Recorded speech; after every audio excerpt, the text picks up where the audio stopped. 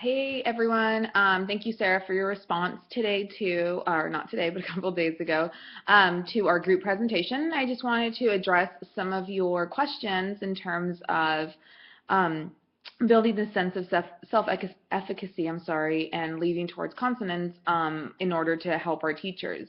I think this is something similar that I responded to Evelyn just written, not in video form. I think it's really a matter of being able to consistently build that self-efficacy for your teachers, not just in professional development sessions. I think that's one strategy that would really help in making sure that once you all get together for professional development, they do have a sense of self-efficacy just in general in terms of their job and what they are able to do, what they're able to understand, because you've been building upon it. Data has been something that has been presented to them, even in little baby steps throughout sort of the year, or throughout the weeks prior to leading up to that professional development session where you kind of put everything together. I agree with you 100% that I don't necessarily think that there should be only one person that understands the data, or that is the person who everyone has to go to. I was thinking maybe like department chairs would be people that would be a great assets, so that each, so it's not just one person, but it's a person that represents each department, or the heads of departments, that the teachers can go up to them or other people can go up to them for some extra support.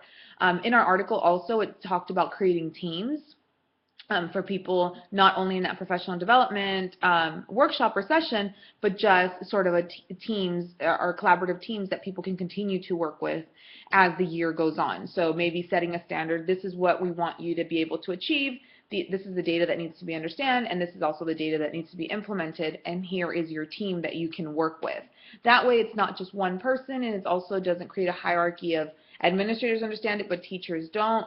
And that way different levels of people that work at the school site will be able to understand the data or to better interpret it for other people. But I think this whole notion of really building up people's self-esteem, I think we do it with kids all of the time, so we shouldn't expect that we can't do it or shouldn't do it with adults as well.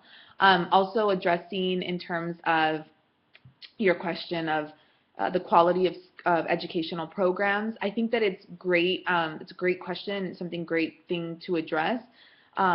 Just like we're doing in our class with Dr. H, I think it's really great the way that she's presented data in a less scary format. But I think that educators in general, they're just very afraid of data, and so I think that if the schools start to build that efficacy, by presenting this type of data in a sort of more simpler sense, or in a sense where people are going to understand it, but also teach them to rely on other people, but also to teach them that data is a part of our profession, and we should be building off data, and using it obviously responsibly, but also knowing that we're not just practicing. We have to practice informed by some sort of data.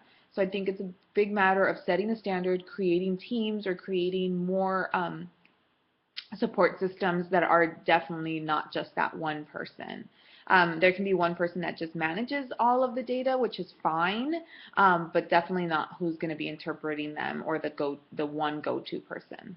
Thanks so much for your questions, and sorry for responding a little bit late.